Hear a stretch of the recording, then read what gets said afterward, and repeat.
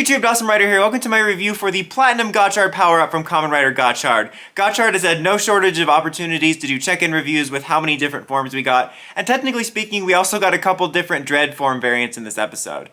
As you could kind of tell from last week's preview and setup, this episode very much felt finale-esque, definitely feels like one of those finale checkpoints before we start a new arc, very much feeling like the culmination of what we've been building to, both in terms of this last arc and honestly overall the series, just in terms of we set up that idea of the Ouroboros gate and stuff, and I'm sure the stuff with that isn't done because there's a lot of mystery still around. Well, not a lot of mystery, that's giving Gotchard too much credit, but there's mystery with a lowercase m of what's behind there and the hand that wound up taking Greyon, why it couldn't have just taken Hotra out and put us out of our misery.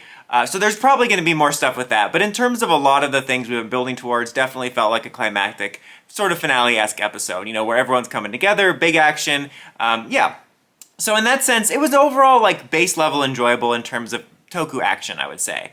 You know, there were some good fights in there, it had a good synergy and pacing, it wasn't really boring or anything. I think my main problem is just my lack of investment in it. I've talked about this a couple times with this series, you know, because I'm largely indifferent to most of the characters and most of the plot going on, to outright hating some of them, it makes it hard to invest in these moments that it's clear they're trying to get you to care about what's happening. You know, when all the three main riders are fighting Dread, they're yelling out the most generic catchphrases possible, whereas you choke back vomit. But there's just stuff about like, I have to protect the dreams of the people's hopes, and I have to avenge my parents. It's like, it couldn't have been more generic dialogue, and I'm sure there's some people that are more invested, but I'm really curious like how much this is working for a lot of people. Again, even setting aside my like dislike for Hotro and stuff, I just really feel like there's things that the show is really trying to make happen and it's just not working. Right down to the Chemys, you know, when Hotro's pleading for the Chemys, and my god, like it was torn between, he was kind of giving a decent performance, but he came across as so pathetic, like, I just want to smash her face into a jelly!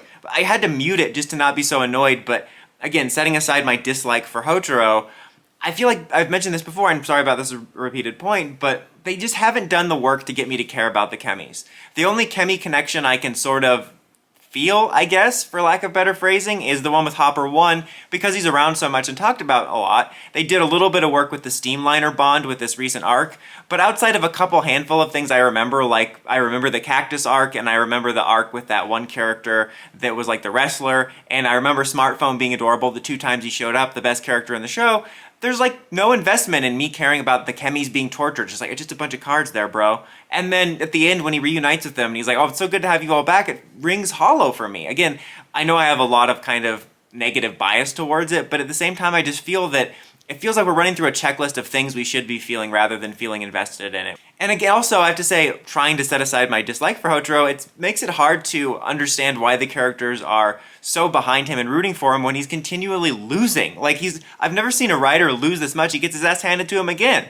And just when Leon says the same thing I say every time I see Hotaro, be gone filth, and he's about to take Hotaro, he gets saved by Minato, whose redemption arc kind of comes to an end here where he's redeemed, and that was probably one of the best scenes in the episode, was him and Valverod's mentor in terms of it felt the most grounded. I'm still not like uber invested in their storyline, like I don't feel super attached to them, but I just felt the performance felt grounded enough in terms of their interaction, in particular with Valverod's actress, who I think is the best one in the show, where I felt like I was able to at least feel some emotion there. Like I wasn't getting emotional, but it felt more grounded and it didn't feel like what they were saying rang hollow. And they kind of just reset the status quo. They're all going back to the academy with Minato. That was a cool arc. I wish there would have been more to it. It was rather generic at the end and kind of confusing in terms of some of his motivations, but it's whatever. I also almost forgot to mention, we do find out more about Greyon's motivations, which are really weird. I think they would be kind of entertaining if it was in more of a parody-leaning series, in the sense like his motivations are he wants to use alchemy to turn everything in the world to gold so we can just observe it and observe its beauty. Which again, if this was a parody series kind of leaning in on, you know, a lot of people often talk about, oh, you can use alchemy to turn things to gold, like leaning on that and leaning on it as more of a funny thing. And I don't know, that does feel like a funny parody thing. But in the context of this, it seems weird. It seems like something right in between a like kind of motivationless or like scattered motivation villain where it's just they're crazy, and a villain with actual motivation and goals, where it's so nonsensical, I want more answers about it. Like, it just, I don't know, it's really weird. And I think especially since he was once a member of the Academy and you kind of have that friend betrayed them angle, the fact that he one day snapped and just wanted to use it for selfish means, like, I don't mind the idea of a character wanting to use alchemy for selfish means and that's why they turn, but this just seemed almost comical and silly. In terms of the superficial stuff, like I said, before we get to Platium Gotchard, we did get a couple Dread variations. We got a new, like, side form where it's kind of like this demon-esque thing, which I talked about a little bit in my episode preview last week, and that looks really cool, honestly. I really like Dread's suit a lot, and I really like the form changes we've been getting. It feels like a pretty cool way, like I said last week, to do kind of cost-effective, where it's just kind of this half thing, but it changes it enough where it doesn't feel just like a weird, like, armor weapon or anything like that. And then he winds up using the unicorn and demon sides together, which looked really awesome. So that was really cool. I liked that a lot. Then, of course, we do get Platium Gotchard after Hotaro uses the power of friendship.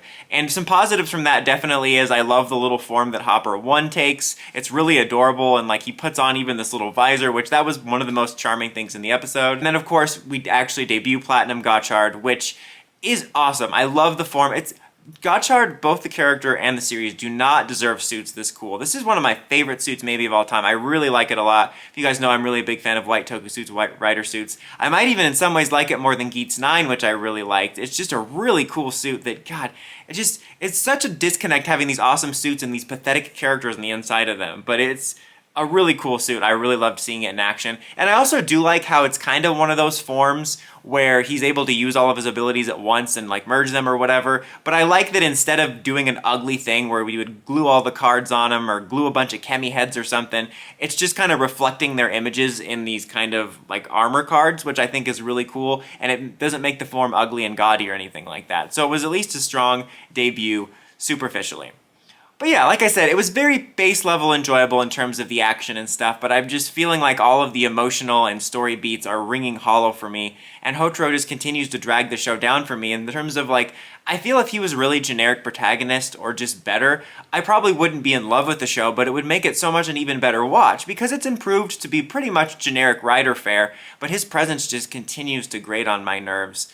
It'll be interesting to see where we go from here. Obviously there's some dangling threads with that little, I forget the name of the box from the Hellraiser movies, but that little box from the Hellraiser movies being connected to the thing on the other side of the portal. We also have a setup of Lachis or whatever working with Alvarod's mentor, possibly to get Minato over to the world, which is interesting.